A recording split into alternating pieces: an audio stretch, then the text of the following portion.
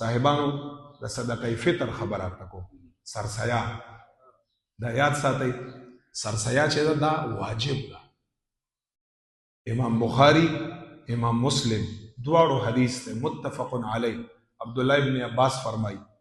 او عبدالله ابن عمر او یو حدیث د عبدالله ابن عباس ته دا په حیثیتو کې امام ابو داود روایت کړی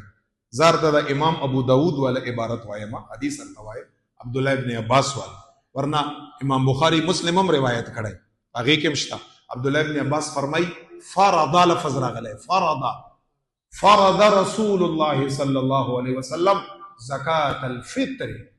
طهرة للصائم من اللغو والرفث وطعمة للمساكين من اداها قبل الصلاة فهي زكاة مقبولة ومن اداها بعد الصلاة فهي صدقة من الصدقات او كما قال عليه الصلاة والسلام نبی علیہ السلام سے فرمائی عبداللہ ابن عباس حضور مبارک پخپل امت باندې سرسیا صدقۃ الفطر فرض کړي او لازم کړي دا څه سنت موقت وغیرہ نه ده فرض ده یعنی واجب ده لازم ده او په دې کې فلسفه څه ده په صدقه فطر کې څه فلسفه ده ولی الله تعالی دا لږ غوندې مال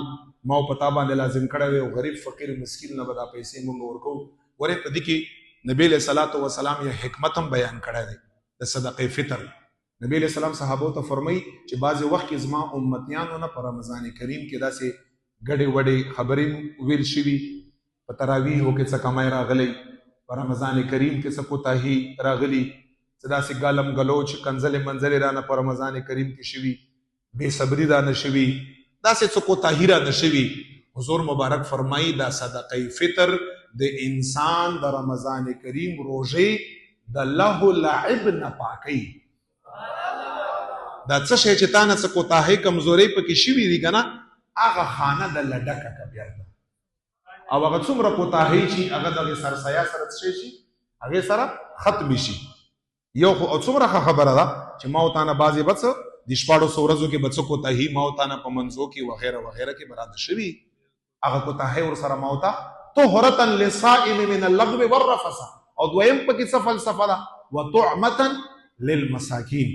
دا د مسکینانو د فقراو د درستخان ښایسته کېدو دپاره یو ذریعه ده چې په اختر خوشحالۍ کې موږ سره د فقیرانو غریبانانو درستخان هم څه شي لږ ښایسته شي او لږ په هغې باندې هم څه خوراک مراک دا خپلو بچو له دغه فقرا غریبانان په هغه پیسو باندې نبی علیہ السلام فرمای ویسی